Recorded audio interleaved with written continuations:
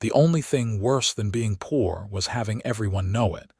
And Deanna Garrett had spent the last 3 years of her life in Ruby City, Nevada, making sure nobody discovered where she came from. She stood behind the counter of Henderson's General Store on that sweltering afternoon in July of 1878, her hands folded neatly over the crisp white apron she wore, watching as Mrs. Pemberton examined a bolt of imported silk with her gloved fingers. Deanna had learned to stand just so, to speak just so, to hide every trace of the girl who had once worn clothes stitched together from flour sacks and gone to bed hungry more nights than not. "Miss Garrett, what do you think of this pattern for a dinner dress, Mrs. Pemberton asked, her voice carrying the cultured tones of a woman who had never known want. Deanna smiled, the practiced expression that never quite reached her eyes. "It would be lovely on you, Mrs. Pemberton. The color would complement your complexion beautifully." As Mrs. Pemberton continued her browsing, Diana's gaze drifted to the window, where the dusty main street of Ruby City stretched out before her. The town had grown considerably since silver had been discovered in the nearby hills 5 years ago. What had once been a rough mining camp now boasted a proper hotel, 3 saloons, a church, and even a small theater. Deanna had arrived here at 19, determined to reinvent herself, to become someone entirely different from the girl who had grown up in a one-room shack in the poorest part of Carson City, with a mother who took in washing and a father who drank away what little money they had.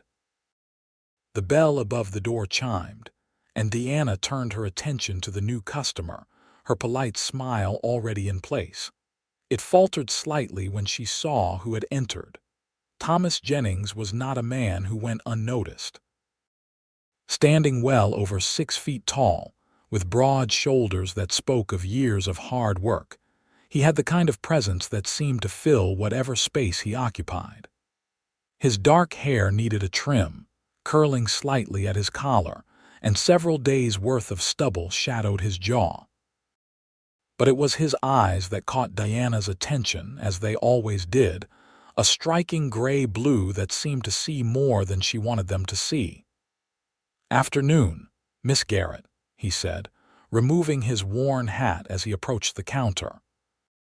His voice was deep, rough around the edges in a way that suggested he had not spent his life in parlors and drawing rooms. "Mr. Jennings," Deanna replied, her tone carefully neutral. "What can I help you with today?" He had been coming into the store more frequently over the past few months, always polite, always respectful. But there was something in the way he looked at her that made Deanna nervous. It was as if he could see through the carefully constructed facade she had built, past the proper manners and carefully chosen words, straight to the frightened girl beneath. "I need to pick up the supplies I ordered last week," he said. "Should be ready by now." Deanna nodded and moved to the back room where Mr. Henderson kept orders ready for pickup. Thomas Jennings ran a small ranch about 10 miles outside of town, raising cattle and breaking horses. He had arrived in Ruby City around the same time Deanna had, though their paths had rarely crossed until recently. She had heard the other shopkeepers talk about him, how he was honest in his dealings, paid his bills on time, and kept to himself mostly. He had come west from somewhere back east, they said, though nobody seemed to know exactly where or why.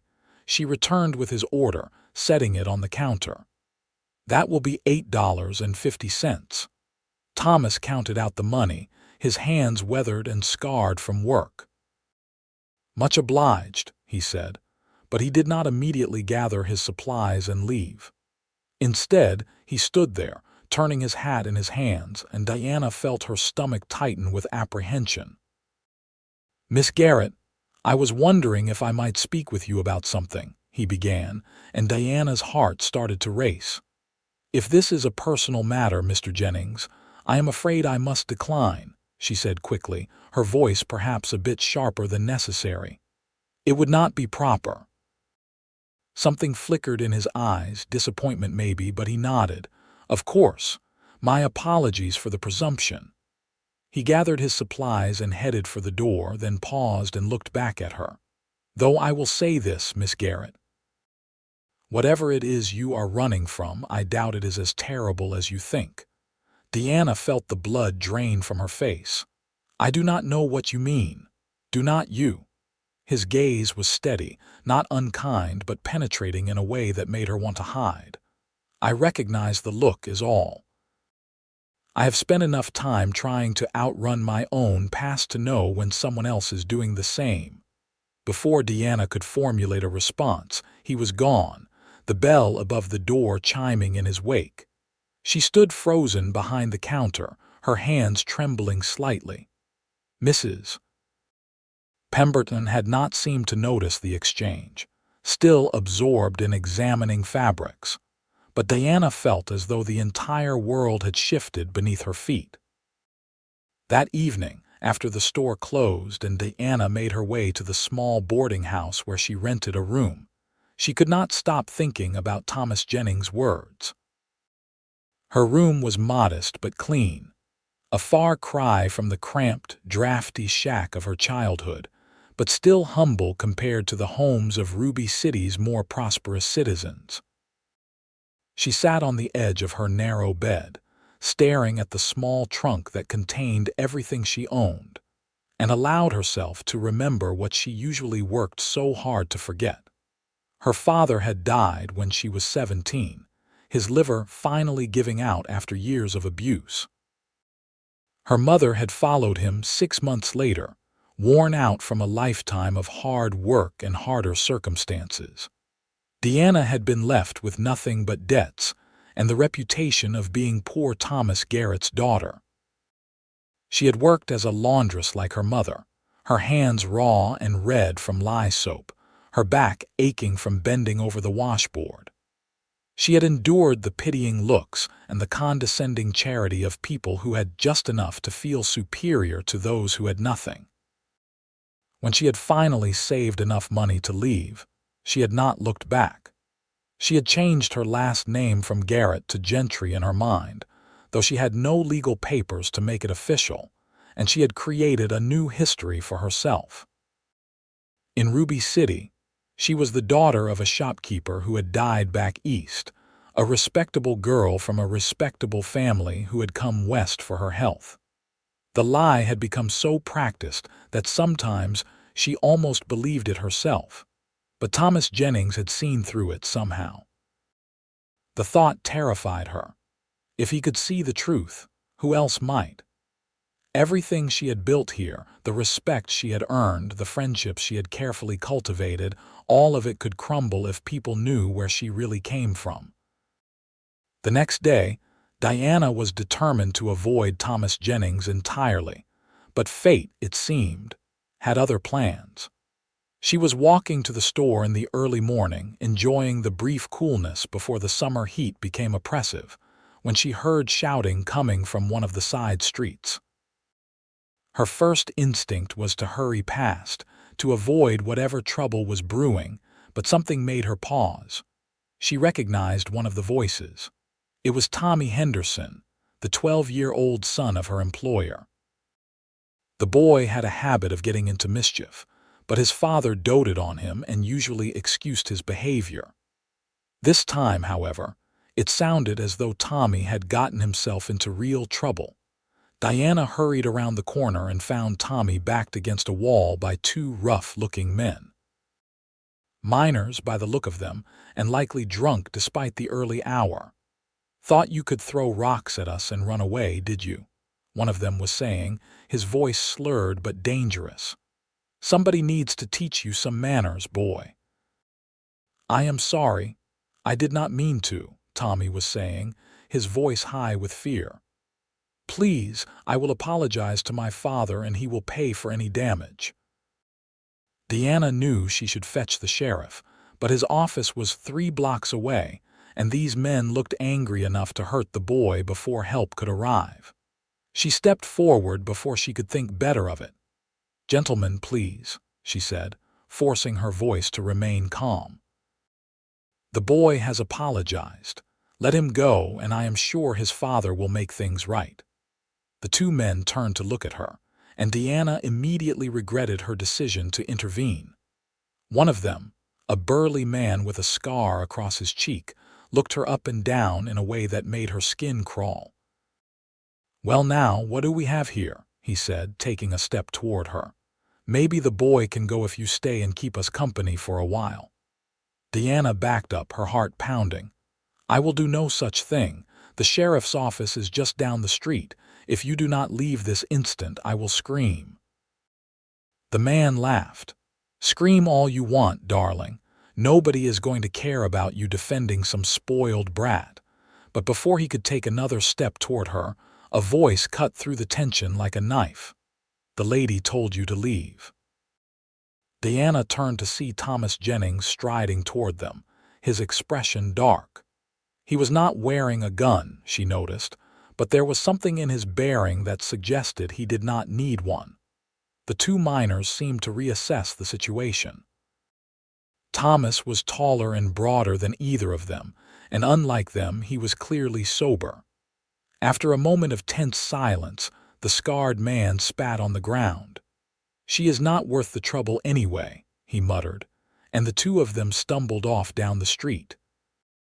Deanna felt her knees go weak with relief. Tommy ran to her, his face pale. "Thank you, Miss Garrett. I am sorry. I should not have thrown those rocks. I was just fooling around and they got so angry." "Go straight to your father," Deanna told him, her voice shaking slightly despite her efforts to control it. "And tell him what happened." The boy nodded and ran off. Deanna stood there, trying to steady her breathing, acutely aware of Thomas Jennings watching her. "That was either very brave or very foolish," he said quietly. "Probably both," Deanna admitted. She looked up at him, really looked at him for the first time. There was a gentleness in his eyes that surprised her, a softness that contrasted with his rough exterior. "Thank you for intervening." "I was just coming to pick up some feed when I heard the commotion," he said. "Are you all right?" Deanna nodded, though in truth she was still shaking. "Yes, I am fine, just a bit rattled." "Let me walk you to the store," Thomas offered. "Make sure you get there safely." Deanna wanted to refuse, to maintain the distance she had been trying to keep, but her legs felt unsteady and the thought of walking alone after what had just happened made her anxious. She nodded. They walked in silence for a moment before Thomas spoke. "You have a good heart, Miss Garrett. Not many people would have put themselves at risk for someone else's child." "Anyone would have done the same," Deanna said automatically. "No," Thomas said firmly. "They would not have. Most people would have looked the other way, told themselves it was not their business. But you stepped in, even though you were scared. That takes courage." Deanna did not know what to say to that. They reached the store, and she turned to thank him again, but the words caught in her throat when she saw the way he was looking at her. There was admiration in his eyes, yes, but also something deeper, something that made her breath catch. "Miss Garrett," he said slowly, as if weighing each word. "I know I overstepped yesterday, and I apologize for that, but I would very much like the opportunity to know you better. Not the person you pretend to be, but the real you. Would you allow me to call on you?" Deanna felt panic rising in her chest. "Mr. Jennings, I cannot. It would not be appropriate. We barely know each other." "Then let me remedy that," he said. "Just dinner, Miss Garrett, one evening. If at the end of it you want nothing more to do with me, I will respect that and leave you be. But give me a chance." Deanna should have said no. Every instinct she had told her to refuse, to maintain her carefully constructed boundaries. But there was something in his eyes, a sincerity that she had not seen in any of the other men who had tried to court her over the years. And beneath her fear, she realized, was a longing she had been trying to ignore. A longing to be seen, truly seen by someone. "One dinner," she heard herself say, "but only in a public place." Thomas smiled, and it transformed his entire face. The hotel dining room, then. Tomorrow evening at 7, Diana nodded, already regretting her decision but unable to take it back now. Tomorrow at 7. She watched him walk away, her mind spinning. What had she just agreed to? And why did the thought of spending an evening with Thomas Jennings fill her with equal parts dread and anticipation? The next day passed in a blur of anxiety. Diana changed her outfit 3 times before settling on a simple blue dress that was nice enough for dining at the hotel, but not so fancy as to suggest she was trying too hard. She told herself repeatedly that this was just one dinner, that she could maintain her composure for one evening, that she would reveal nothing of her past. Thomas was waiting for her in the lobby of the Grand Hotel when she arrived, looking surprisingly presentable in a clean shirt and vest. His hair had been trimmed, she noticed, and he had shaved. He offered her his arm and she took it, trying to ignore the warmth that spread through her at the contact. The dining room was half full, mostly with prosperous miners and businessmen and their wives. Diana recognized several of them and nodded politely as Thomas led her to a table by the window. She was acutely aware of the looks they were receiving, the curious glances and whispered conversations. By tomorrow, all of Ruby City would know that Diana Garrett had dined with Thomas Jennings. "You look beautiful," Thomas said once they were seated, and there was such genuine warmth in his voice that Diana felt herself flush. "Thank you," she said quietly. "You look very nice as well." They ordered their meals, and for a few moments there was awkward silence. Diana fidgeted with her napkin, searching for something to say that would be safe, neutral, nothing that would lead to dangerous territory. "Tell me about your ranch," she said finally. "You raise cattle, do you not?" Thomas seemed to relax a bit. "I do. Started with just 20 head 3 years ago. Now I have got close to 200. It is hard work, but honest work. I enjoy it." "Where did you come from before Ruby City?" Diana asked, then immediately regretted the question. If she started asking about his past, he would surely reciprocate. But Thomas did not seem bothered by the question. "Philadelphia originally. My father owned a textile mill. He expected me to follow in his footsteps, learn the business, eventually take over, but I hated every minute of it. The politics, the pretense, the way people measured each other by the size of their bank accounts. When I was 22, I told him I was leaving, heading west. He told me if I walked out that door, I need not come back, so I left and I never did go back." Diana stared at him in surprise. She had assumed Thomas had come from humble beginnings like her own. "You gave up wealth, security." "For what?" "For freedom," Thomas said simply. "For the chance to build something with my own hands, to be judged by my character rather than my family name. I know it probably sounds foolish to you." "No," Diana said slowly. "It does not sound foolish at all." Their food arrived and they ate in more comfortable silence for a while. Diana found herself relaxing despite her intentions to remain guarded.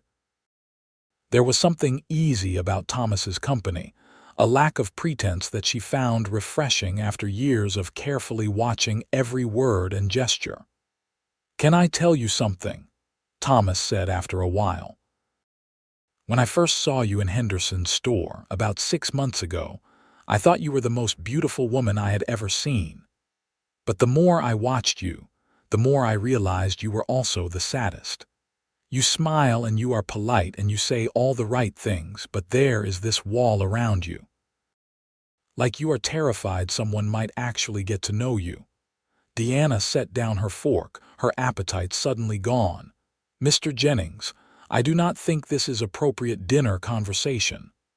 "I know," he said, "and I apologize if I am making you uncomfortable. But I promised myself I would be honest with you. And the truth is, I recognize that wall because I built the same one when I first came west.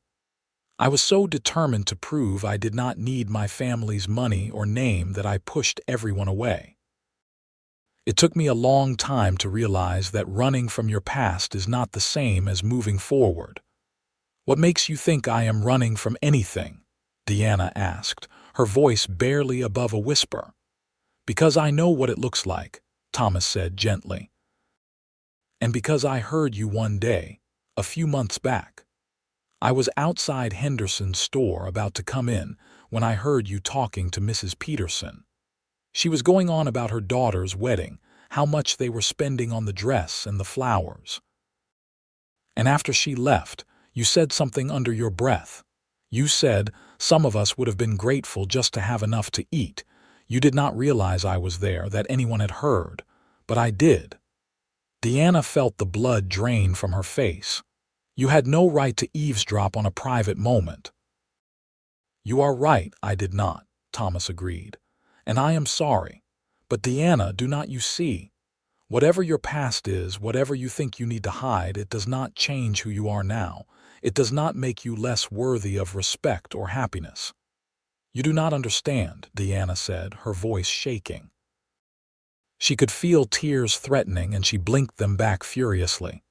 She would not cry, not here, not in front of all these people. You chose to leave your wealth behind. You had options, opportunities. I did not choose poverty. It was all I knew. Do you have any idea what it is like to go to bed hungry, to wear clothes that are more patches than original fabric, to have everyone look at you with pity or contempt? Do you know what it is like to be invisible, to be worth less than nothing in people's eyes? Her voice had risen, and she was aware that people at nearby tables were staring. She stood abruptly, nearly knocking over her chair. I should not have come. This was a mistake. Thomas stood as well, reaching out as if to stop her but not touching her. Deanna, please do not go, not like this. But Deanna was already walking away, her vision blurred with unshed tears. She hurried through the lobby and out into the street, gasping for air. The evening was cooler now, the sun having set while they ate, and she wrapped her arms around herself, trying to stop shaking. She had revealed too much. In one moment of weakness, she had let Thomas Jennings see exactly what she had spent 3 years hiding. By tomorrow, everyone would know. The whispers would start, the questions would come, and her carefully constructed life would fall apart. She heard footsteps behind her and turned to see Thomas approaching, his expression concerned. Deanna, wait. Leave me alone, she said, but there was no strength behind the words. Thomas stopped a few feet away, giving her space. I am sorry, he said quietly. I pushed too hard. I should have realized this was not the time or place for such a conversation. But please do not run away again. Talk to me. What is there to talk about? Deanna said bitterly. You know the truth now. I am not who I pretended to be. I am just a poor girl who had the audacity to try to be something more. Is that what you think? Thomas asked, and there was such genuine confusion in his voice that Deanna looked up at him. That I judge you for where you came from. Deanna, I do not care if you grew up in a mansion or a shack. What I care about is that you survived, that you had the courage to come here and build a new life for yourself. Do you know how rare that is? Most people just accept whatever circumstances they are born into. They never even try to change their situation. But you did. You fought for something better, and you made it happen. That is not something to be ashamed of. That is something to be proud of. Deanna wanted to believe him, but years of shame and fear were not so easily overcome. You do not understand how people see poverty. It is not just about not having money. It is about being less than, being worth less. Once people know, they never look at you the same way again. Then they are fools, Thomas said firmly. He took a step closer, his eyes intent on hers. Deanna, your past does not define you. It shaped you, yes, but it does not limit what you can become. If anything, it makes you stronger, more resilient. It makes you perfect exactly as you are. Deanna felt something crack inside her chest, some wall she had been holding up for so long that she had forgotten it was even there. She looked at Thomas, really looked at him, and saw no pity in his eyes, no condescension, only admiration and something else, something that made her heart race. "I do not know how to believe that," she whispered. "Then let me help you," Thomas said. He held out his hand, not demanding, just offering. "Let me show you that your past made you who you are, and who you are is pretty remarkable." Deanna stood there in the darkening street, the sounds of Ruby City flowing around them, piano music from the saloons, laughter from the hotel, the distant whinny of horses. She thought about the life she had built here, the walls she had constructed, the careful performance she gave every day. And she realized how exhausting it was, how lonely she had been, keeping everyone at arm's length. Slowly, tentatively, she reached out and took Thomas's hand. Over the next few weeks, Deanna found herself spending more and more time with Thomas. It started innocently enough: walks after she finished work at the store, meals at the hotel, sitting together at church on Sunday mornings. Thomas was patient with her, never pushing for more than she was willing to give, but gradually Deanna found herself opening up in ways she never had before. She told him about her childhood, about her father's drinking and her mother's exhaustion, about going to school in torn dresses and being mocked by the other children. She told him about working as a laundress, about the dreams she had harbored of something more, about the fear that had driven her to reinvent herself when she came to Ruby City. Thomas listened to all of it without judgment, and in turn he shared more of his own story. His relationship with his father had been strained for years before he finally left, he told her. His father had been disappointed in him from an early age, viewing his son's sensitivity and interest in the outdoors as weaknesses unbecoming of a future mill owner. His mother had tried to mediate between them, but she had died when Thomas was 19, and after that the gulf between father and son had become unbridgeable. "I think that is why I understand you," Thomas said one evening as they sat on the porch of Deanna's boarding house, watching the stars come out. "I know what it is like to feel like you are not enough, like you have to be someone else to earn love or respect. My father made me feel that way my entire childhood. It took me years to realize that his disappointment said more about him than it did about me." Deanna leaned against him, a gesture that would have been unthinkable just weeks ago. "Do you ever regret leaving? Do you wonder what your life would have been like if you had stayed?"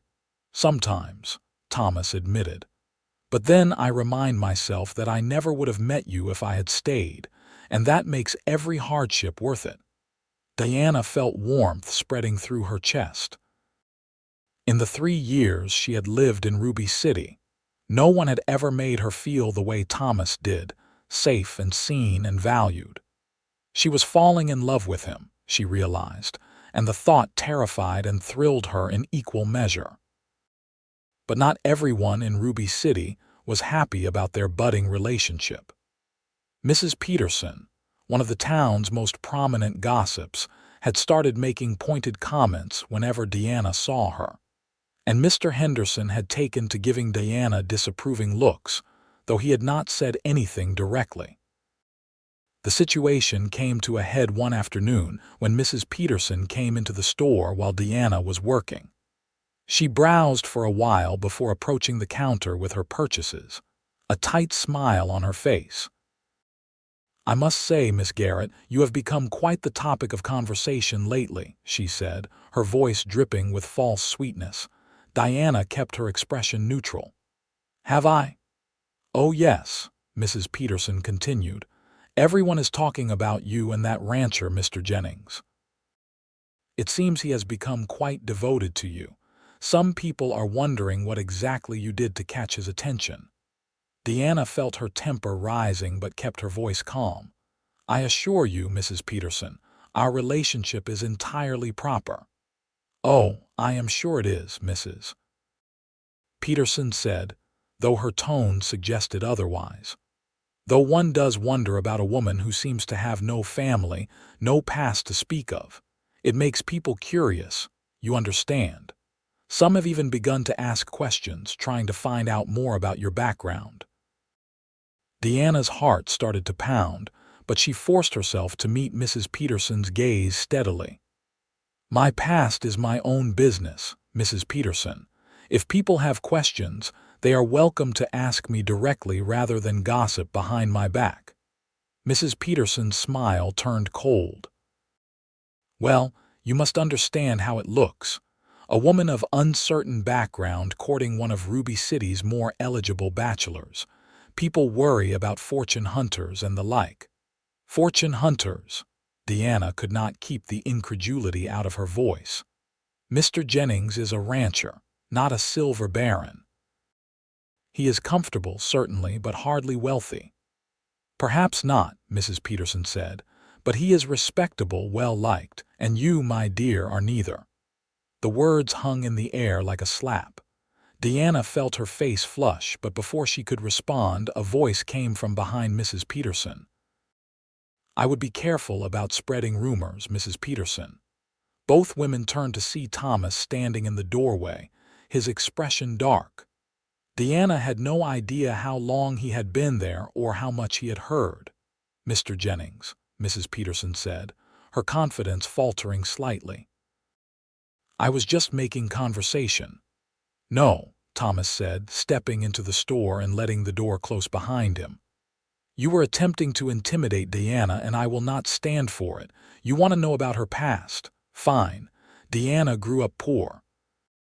Her parents worked hard but never seemed to catch a break. When they died, she had nothing. So she came west and built a new life for herself through sheer determination and hard work. Does that satisfy your curiosity?" Mrs. Peterson's face had gone pale, then red. "Well, I never.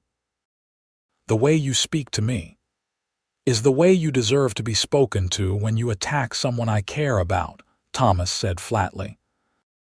"Now, I suggest you leave before I share some of the things I have heard about you and your nephew, the one who supposedly went to San Francisco for business but actually had to leave town quickly after a gambling debt scandal." Mrs. Peterson gasped, grabbed her things, and hurried out of the store without another word. Deanna stood frozen behind the counter, unsure whether to be grateful or mortified. Thomas turned to her, his expression softening. "I am sorry. I should not have interfered, but I could not stand by and let her talk to you that way." Deanna shook her head, fighting tears. "You should not have told her. Now everyone will know. My reputation will be ruined." "Your reputation?" Thomas looked at her in disbelief. "Deanna, that woman was trying to ruin your reputation with her insinuations and gossip. I just told the truth. There is no shame in the truth." "You do not understand," Deanna said, her voice breaking. "You will never understand. You chose to give up wealth. I never had the choice. Now everyone will look at me differently. They will see me as less than." "Then let them," Thomas said firmly. He came around the counter and took her hands in his. "Deanna, I am tired of watching you torture yourself over something that does not matter. You are intelligent, kind, hardworking, and brave. Anyone who cannot see that because of where you came from is not worth your time or concern. And if they give you trouble, they will have to answer to me." Deanna looked up at him, seeing the fierce determination in his eyes, and felt something shift inside her. For 3 years, she had been fighting this battle alone, trying to protect a secret that had been eating her alive. But here was someone willing to stand beside her, to defend her, to tell the world that her past did not diminish her worth. "Why?" she whispered. "Why do you care so much?" Thomas reached up and gently cupped her face in his hand. "Because I love you, Deanna Garrett. I think I have loved you from the moment I first saw you, even though I did not really know you yet. And the more I learn about you, about everything you have survived and overcome, the more I love you. Your past did not make you broken or damaged. It made you strong and compassionate and determined. It made you perfect, exactly as you are. Deanna felt tears streaming down her face, but for the first time they were not tears of shame or fear. Thomas loved her. He knew everything about her, all the secrets she had been so desperate to hide, and he loved her anyway. More than that, he valued her because of what she had overcome, not in spite of it. "I love you too," she said, the words coming out in a rush. "I have been so scared to feel this way, so scared that if I let myself care about you, I would lose everything. But I cannot keep pretending. I cannot keep hiding. I love you, Thomas." Thomas pulled her into his arms, and Diana let herself sink into his embrace, feeling safe for the first time in years. They stood there in the empty store, holding each other, while outside the afternoon sun slanted through the windows and dust motes danced in the golden light. From that day forward, Diana stopped trying to hide her past. It was not easy at first. Some people in Ruby City did judge her, did treat her differently once they knew the truth. Mrs. Peterson and her circle of friends began to exclude Diana from social events and gave her cold looks when they passed on the street.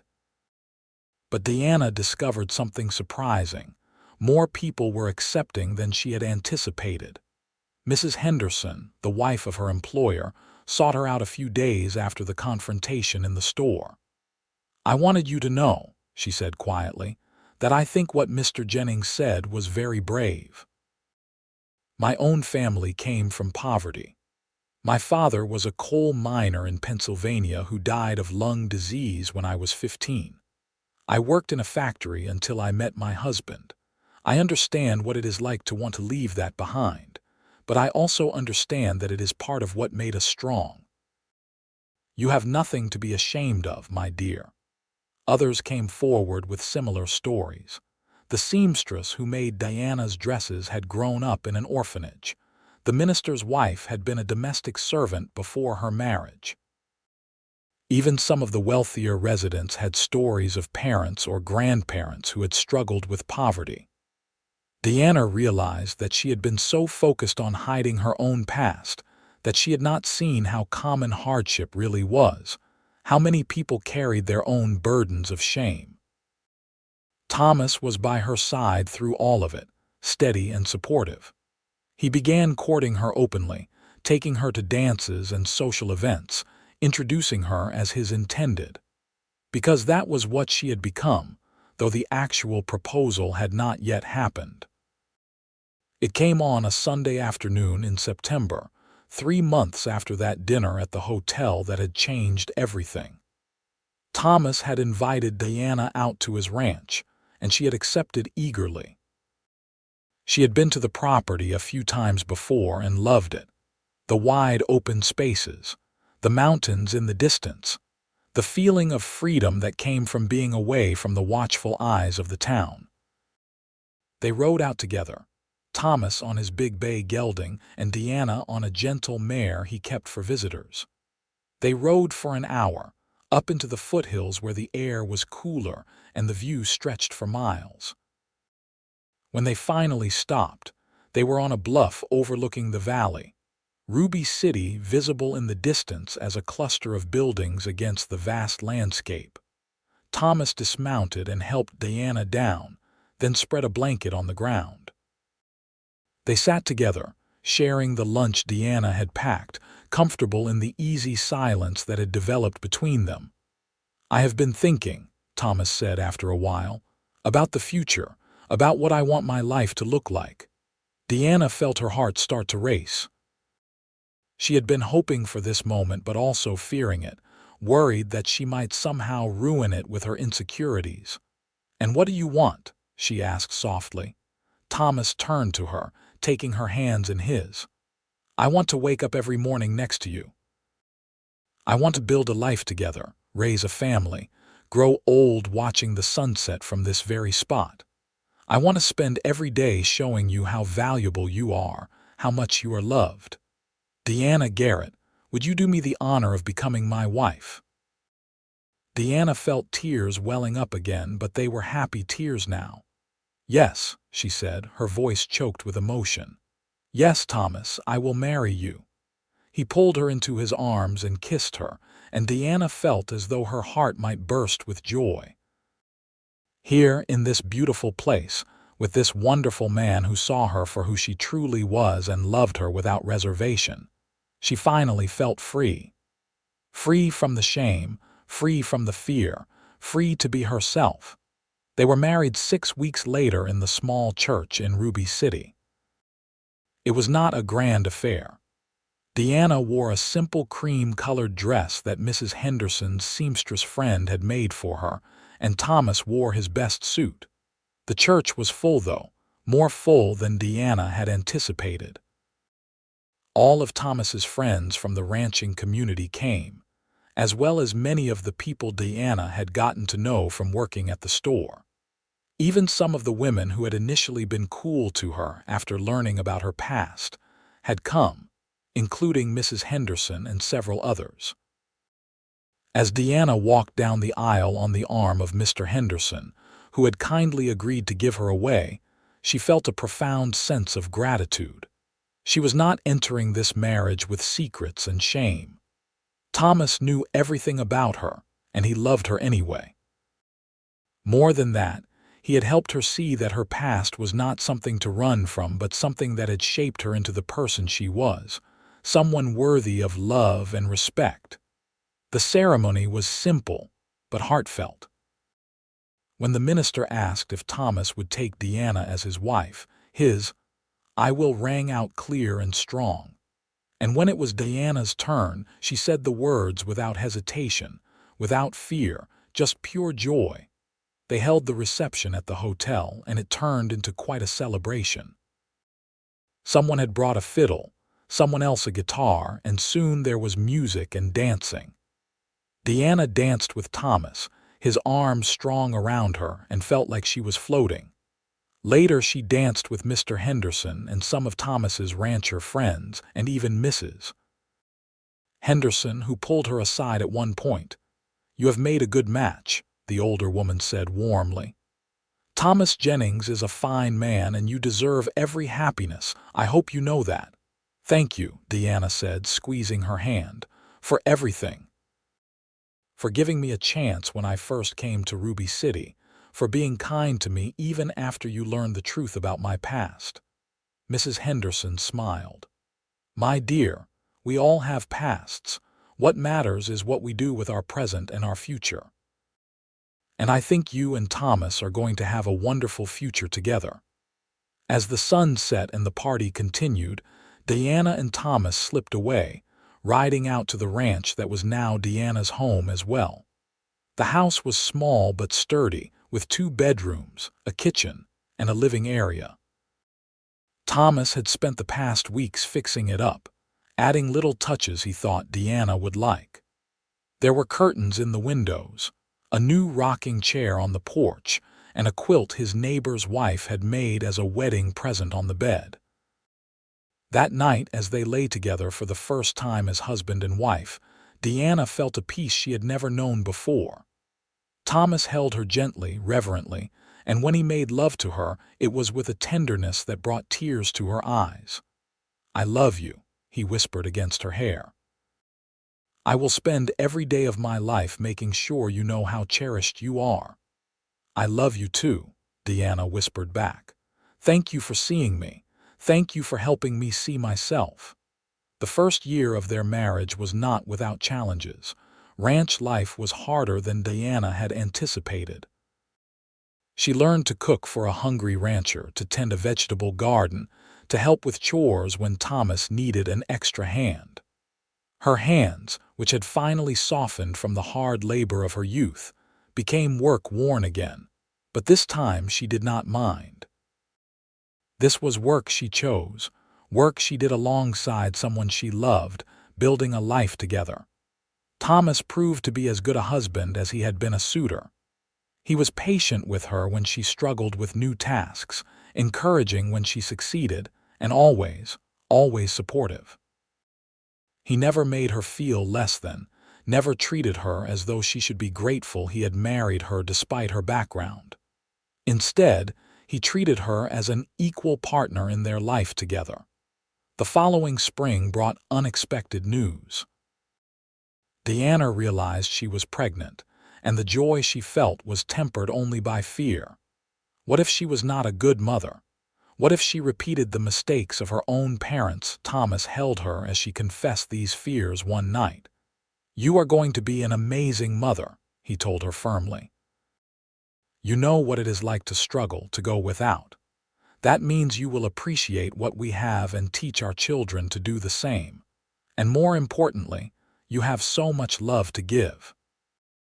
I see it every day in the way you care for the animals, the way you tend your garden, the way you treat everyone you meet with kindness. Our children will be lucky to have you as a mother." Deanna wanted to believe him, and as the months passed and her body changed, she began to feel a growing excitement about meeting this new person she and Thomas had created together. They prepared the second bedroom as a nursery, Thomas building a cradle with his own hands while Deanna sewed tiny clothes and blankets. The baby came in late November, a few weeks earlier than expected. The labor was long and difficult, and there were moments when Deanna was certain she could not go on.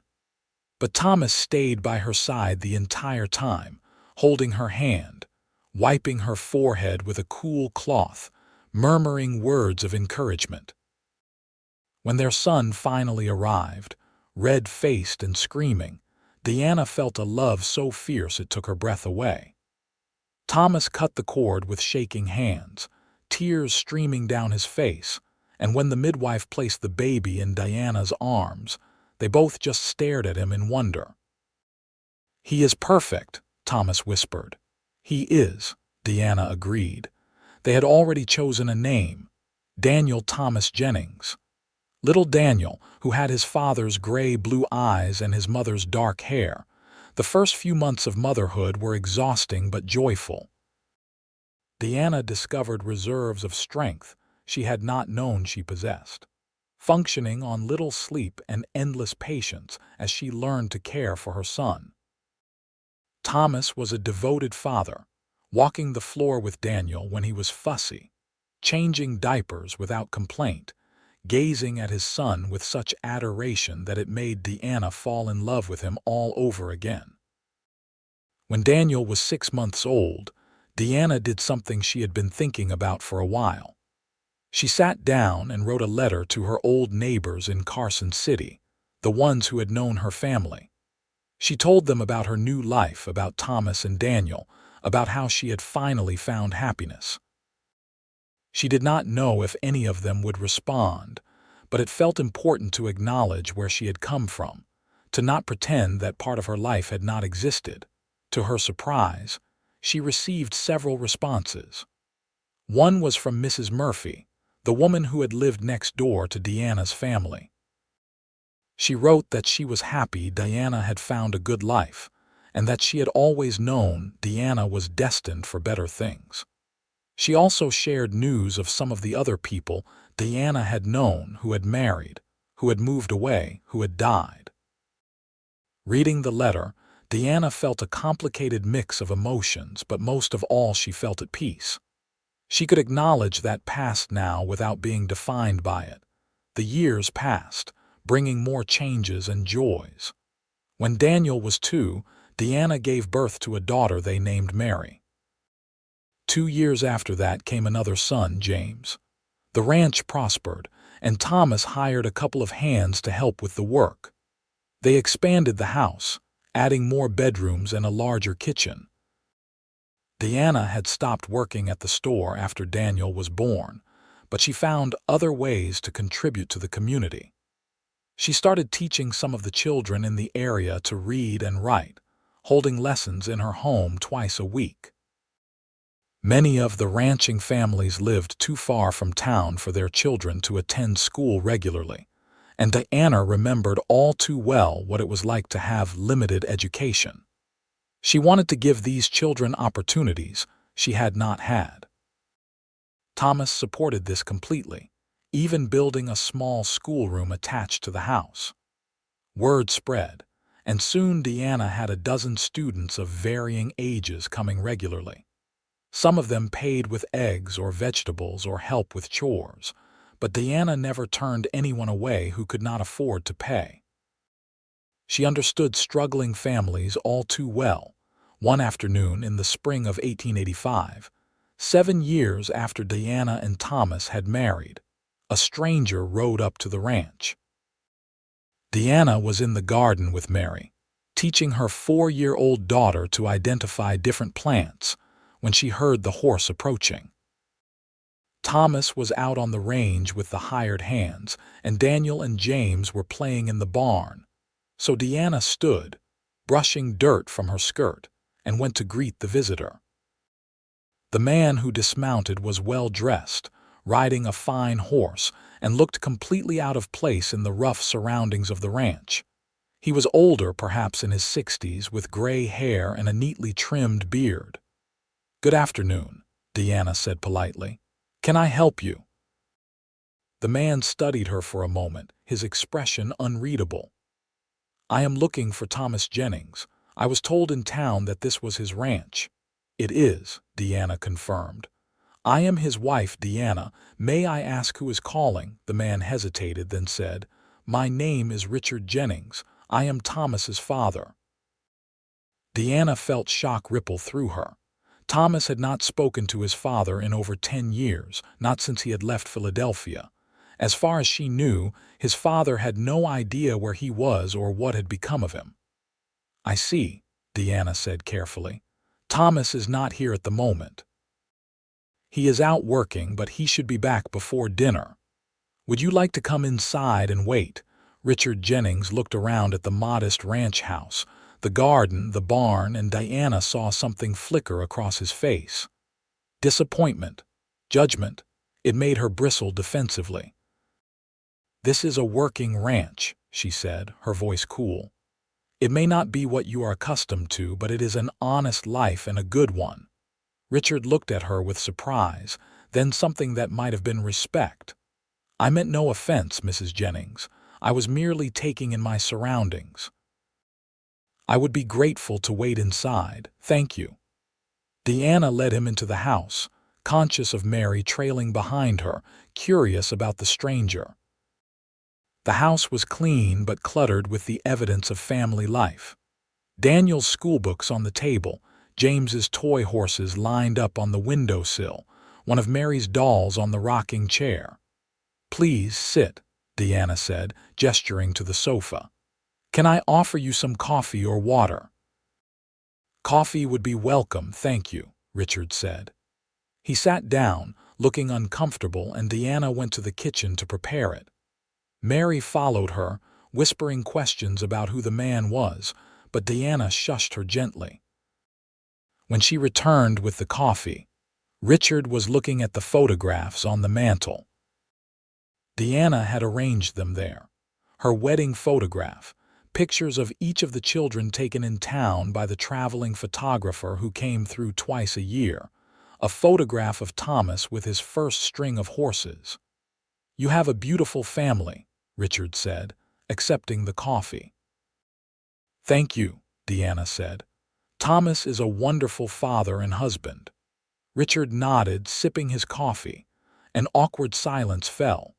Deanna was not sure what to say to this man, this father who had rejected his son years ago.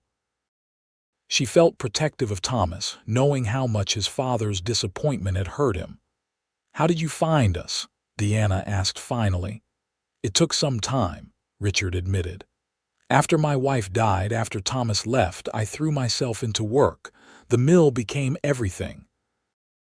But about a year ago, I had a health scare. My heart.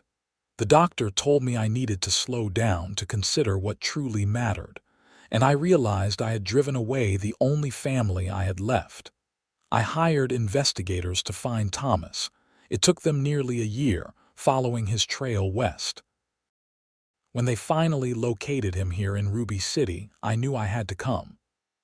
"Does Thomas know you are coming?" Deanna asked. Richard shook his head. "No, I did not know if he would agree to see me if I wrote first. I thought it better to come in person to show him I was sincere." Deanna set down her own coffee cup. "Mr. Jennings, I appreciate that you have come all this way, but you should know that Thomas has built a good life here. He is happy. And if you have come to try to convince him to return to Philadelphia to take over the mill, I do not think you will succeed." Richard looked at her steadily. "Is that what you think I want, is it not?" Deanna challenged. "No," Richard said quietly. "I came to apologize, to tell my son that I was wrong, that I should never have given him the ultimatum I did, and to meet his family if he will allow it." Before Deanna could respond, she heard horses approaching outside. Thomas was back. She stood and went to the window, watching as he dismounted and began unsaddling his horse. He looked tired but content, the way he always did after a day's work. "He is here," Deanna said. She turned to Richard. "I will go talk to him first, prepare him. Please wait here." She went outside, leaving Mary in the house with strict instructions to stay with the visitor. Thomas looked up as she approached, his tired face breaking into a smile. "Hello, beautiful," he said, pulling her into a quick embrace. "How was your day?" "It was good," Deanna said. "But Thomas, we have a visitor, someone unexpected." Thomas's smile faded, picking up on her serious tone. "Who?" "Your father," Deanna said gently. "He is inside. He says he wants to talk to you, to apologize." Thomas went very still. Deanna watched emotions play across his face: shock, anger, confusion, and underneath it all, something that looked like longing. "I do not have to let him stay if you do not want to see him," Deanna said. "I can send him away right now." Thomas was quiet for a long moment. "No," he said finally. "If he came all this way, I should at least hear what he has to say." He looked at Deanna, and she saw fear in his eyes. "Will you stay with me? I do not think I can do this alone." "Of course," Deanna said, taking his hand. "I will be right beside you." They went inside together. Richard stood when they entered, and Deanna saw him take in the sight of his son for the first time in over a decade. Thomas had changed since leaving Philadelphia, she realized. He was broader, more weathered, with lines around his eyes from squinting into the sun. He looked like what he was, a man who worked with his hands, who spent his days outdoors, who had built something from nothing. "Thomas," Richard said, his voice rough with emotion. "Father," Thomas replied, his tone carefully neutral. "This is unexpected." "I know," Richard said. "I am sorry for arriving unannounced. Your wife was kind enough to let me wait for you." He paused, seeming to gather his courage. "Thomas, I came because I need to tell you something I should have said years ago. I was wrong. Wrong to give you that ultimatum. Wrong to try to force you into a life you did not want. Wrong to let you leave without telling you that I loved you and wanted you to be happy, even if that meant disappointing me." Thomas stood frozen, Deanna's hand still in his. She squeezed it gently, offering support. "When your mother died," Richard continued, "I threw myself into work because I did not know how to deal with the grief, and when you left, I did the same thing. But all it did was leave me alone and empty.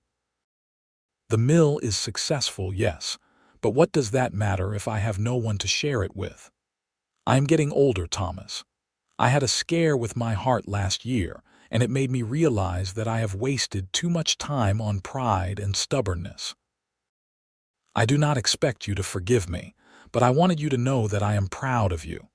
Your wife told me you have built a good life here, and from what I can see, she is right. I am sorry it took me so long to tell you that I was wrong and you were right." Deanna watched her husband, saw the emotions warring on his face. She knew how much his father's rejection had hurt him, how deeply he had internalized that sense of not being good enough. But she also knew Thomas's heart, knew that he was capable of great forgiveness. "Why now?" Thomas asked, his voice strained. "Why after all these years?" "Because I finally understood something," Richard said. I thought I knew what was best for you, what would make you happy, but I was measuring your life by my standards, my values. It never occurred to me that you might have different dreams, that success for you might look different than it did for me. And by the time I realized that, you were gone. I am not here to ask you to come back, Thomas. I am here to tell you that I am sorry, and that I love you, and that I would very much like to be part of your life again, if you will have me." The silence stretched out.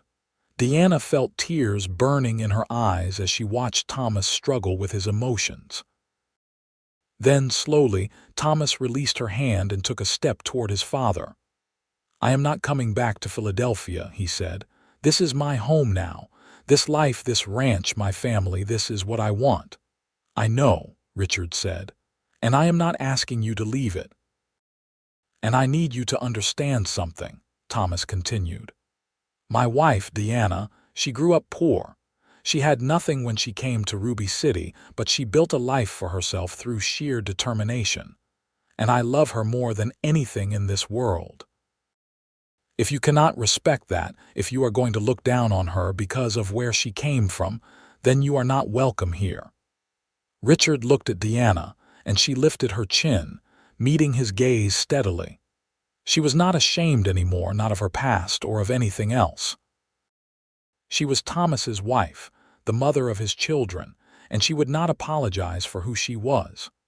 "Mrs. Jennings," Richard said carefully, "I may have been a fool in many ways, but I am not such a fool that I cannot see what you have done for my son. He is happy, truly happy, in a way I never saw him when he lived with me. You have given him a home and a family and a life full of love. I could never look down on someone who has done that." Deanna felt some of her defensiveness ease. She nodded slowly. Thomas looked between his father and his wife, then back to his father. "I will need time," he said. "I cannot just forget everything that happened, pretend like those years did not matter." "I understand," Richard said. "I am not asking for immediate forgiveness. I am just asking for a chance." Thomas was quiet for another moment, then nodded. "All right, you can stay for dinner. Meet your grandchildren. We will go from there." Richard's face transformed with relief and joy. "Thank you, son. That is more than I deserve." Dinner that night was awkward but not terrible. Deanna cooked a simple meal of roast chicken and vegetables, and the children were on their best behavior, curious about this grandfather they had never met.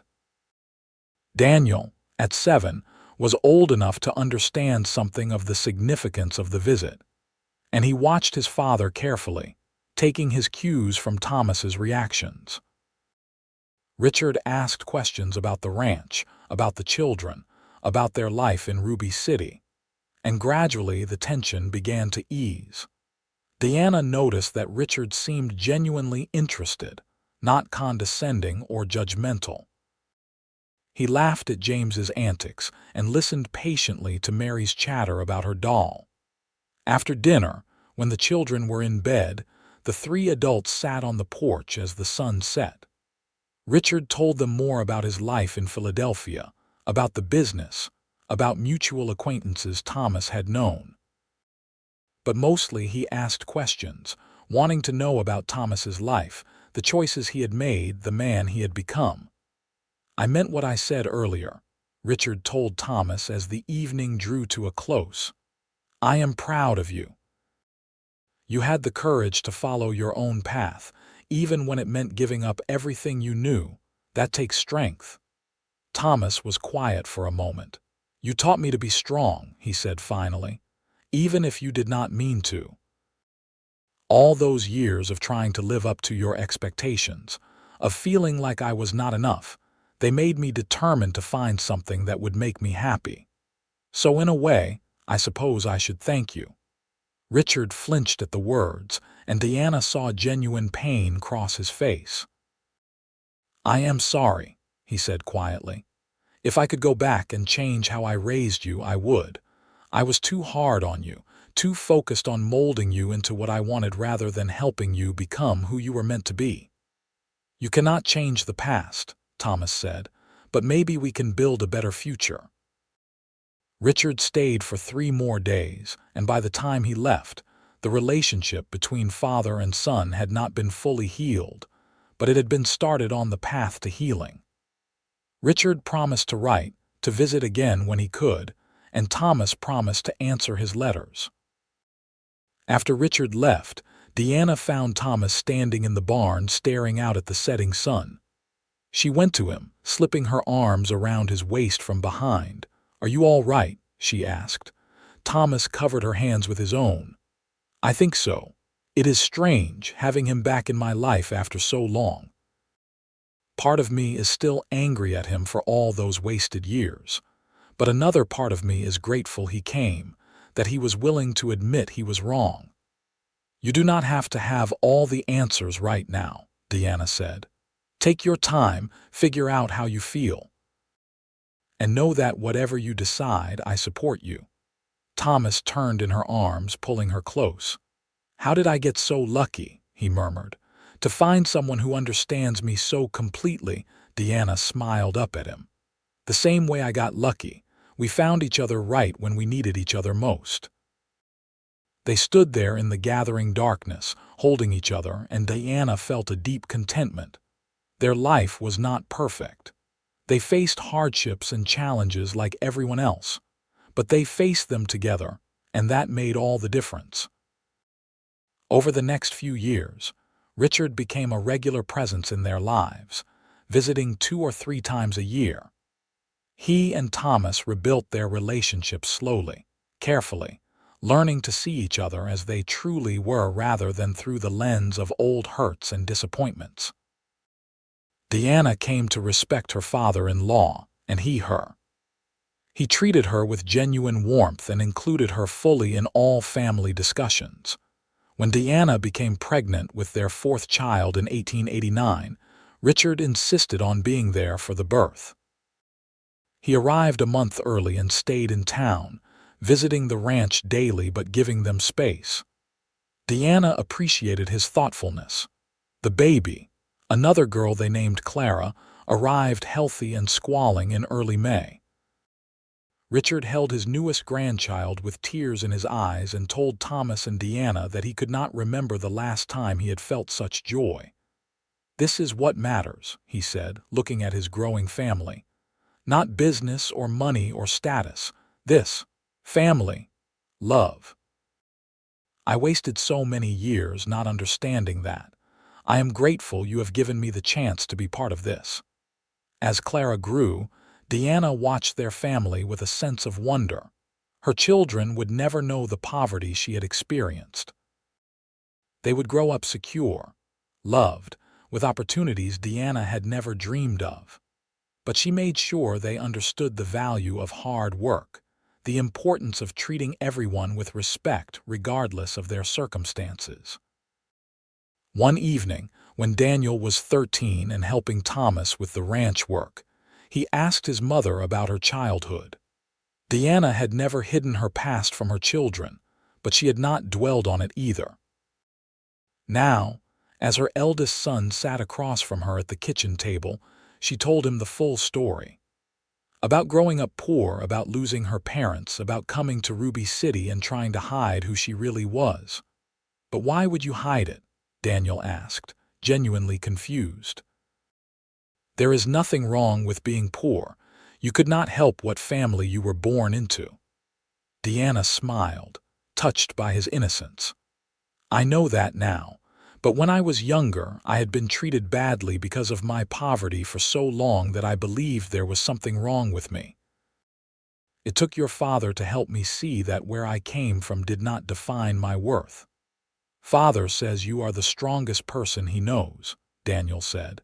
"He says you had to overcome more than most people ever face, and that makes you remarkable." Deanna felt tears prick her eyes. "Your father is a good man. He also says my past made you perfect," Daniel added. "I did not really understand what he meant, but now I think I do. All those hard things you went through, they made you who you are, and who you are is pretty great." Deanna pulled her son into a hug, overwhelmed with emotion. Her children would grow up understanding that people's worth was not determined by their circumstances, that everyone deserved respect and kindness. That alone made every hardship she had faced worth it. The years continued to pass, bringing more changes. Thomas's ranch became one of the most successful in the area, known for quality horses and cattle. Deanna's small school grew, and eventually the town built a proper schoolhouse and hired a teacher. But Deanna continued to tutor children who needed extra help. Daniel grew into a fine young man, tall and strong like his father, with his mother's compassion. He took over more and more of the ranch work as Thomas got older. Mary became a teacher herself, inspired by her mother's example. James decided he wanted to be a veterinarian and left for San Francisco to study, though he promised to return and set up practice in Ruby City. And Clara, the baby, showed signs of being an artist, always drawing and painting the landscapes around their home. In 1902, when Deanna was 44 and Thomas 46, they celebrated their 20th wedding anniversary. Their children organized a party at the ranch, inviting everyone they knew. The house and barn were decorated with ribbons and flowers, and tables were set up outside loaded with food. As Deanna stood with Thomas, greeting their guests, she marveled at how much had changed since that day she had first met him in Henderson's store. She was no longer the frightened girl hiding from her past. She was a wife, a mother, a respected member of the community. And most importantly, she was comfortable in her own skin, no longer ashamed of where she had come from. "What are you thinking about?" Thomas asked, pulling her close as they danced to the music being played by a group of local musicians. "Just how happy I am," Deanna said. "How grateful I am for this life we have built together." "I am the grateful one," Thomas said. "You took a chance on a rough cowboy who did not have enough sense to leave you alone when you wanted him to." Deanna laughed. "I am glad you did not leave me alone. I am glad you saw past the walls I had built and helped me see that I did not need them anymore." "Your past made you who you are," Thomas said, echoing the words he had spoken to her so many years ago. "And who you are is absolutely perfect, at least perfect for me." They danced as the sun set over the mountains, surrounded by family and friends, their children laughing nearby. Deanna rested her head on Thomas's shoulder and felt completely at peace. In the years that followed, life continued its natural progression. Richard passed away peacefully in 1905, surrounded by his family. Thomas grieved but also felt grateful that he and his father had reconciled, that they had been given those extra years together. The children married and had children of their own. Daniel married a rancher's daughter and took over the ranch completely, allowing Thomas and Deanna to slow down and enjoy their grandchildren. Mary married a teacher she met in town, and they moved to Carson City, where he had taken a position at a larger school. James returned from San Francisco with his veterinary degree and his new wife, setting up practice just as he had promised. Clara married a banker's son and continued her art, her paintings eventually becoming quite sought after. Thomas and Deanna built a smaller house on the ranch property, close enough to be involved with family, but far enough to have their own space. They spent their days reading, gardening, and spoiling their grandchildren. Thomas, now in his 60s, still rode out occasionally to check on the cattle, though not as far or as often as he once had. Deanna continued her tutoring, now focusing on teaching her grandchildren to read. On a warm evening in June of 1915, Thomas and Deanna sat on the porch of their small house, watching the sunset paint the sky in shades of orange and pink. They were in their late 50s now, their hair touched with gray, their faces lined with years of laughter and weather. But when Thomas took Deanna's hand, she felt the same flutter in her heart that she had felt all those years ago. "You ever regret it?" Thomas asked. "Marrying me, choosing this life?" Deanna looked at him in surprise. "Never, not for a single moment. Why would you even ask that?" Thomas shrugged. "Sometimes I wonder if you would have been happier with someone more refined, someone who could have given you an easier life." Diana squeezed his hand. "Thomas Jennings, you gave me everything I ever wanted and things I did not even know I needed. You gave me love, respect, a family, and most importantly, you gave me the courage to be myself. How could I possibly regret that?" Thomas smiled, that same smile that had made her fall in love with him all those years ago. "I love you, Deanna. More today than I did yesterday, and less than I will tomorrow." "I love you too," Deanna said. "Thank you for seeing me. Thank you for reminding me that my past made me who I am, and that there is nothing to be ashamed of." They sat in comfortable silence as the sun dipped below the horizon, and the first stars began to appear. In the distance, they could hear their grandchildren playing, their laughter carrying on the evening breeze. Inside the main house, lights were being lit as Deanna's daughter-in-law prepared dinner. Deanna thought about the girl she had been when she first arrived in Ruby City, so desperate to hide her past, so convinced that poverty had marked her as less than others. And she thought about the woman she had become, confident and secure, unafraid to acknowledge where she had come from because she knew it did not define her worth. It had been a long journey, from that poverty-stricken childhood to this comfortable, love-filled life. There had been hardships and heartaches along the way, moments of doubt and fear. But there had also been joy, more joy than she had ever imagined possible. And it had all started with a cowboy who looked past the facade she had built and saw the real woman beneath. A cowboy who told her that her past made her perfect, and then spent the rest of his life proving it to her every single day. As the stars filled the sky and Thomas's hand remained warm in hers, Deanna felt a deep, abiding gratitude for the life they had built together. It was not a life free of challenges or sorrow, but it was a life filled with love, and that made all the difference. The ranch continued to thrive under Daniel's care, just as Thomas had always hoped. Their grandchildren grew, some following in their parents' footsteps, others forging new paths entirely. But all of them carried with them the lessons Deanna and Thomas had taught. That character matters more than circumstances, that compassion is a strength, not a weakness, and that love, real love, sees and values the whole person, past and present alike. Deanna and Thomas lived to see several of their grandchildren marry and have children of their own, giving them the joy of great-grandchildren. They faced the challenges of aging together, supporting each other through illness, and the inevitable slowing down that came with the years. Thomas passed away peacefully in his sleep in 1923 at the age of 67. Diana was beside him, as she had been for 45 years of marriage. She grieved deeply, but also felt grateful for every moment they had shared. He had been her partner, her friend, her greatest supporter, and the love of her life. Diana lived for another 7 years, surrounded by her children, grandchildren, and great-grandchildren. She spent those years telling stories of the old days, of Ruby City when it was just a rough mining town, of her life with Thomas, of the lessons she had learned about courage and self-worth.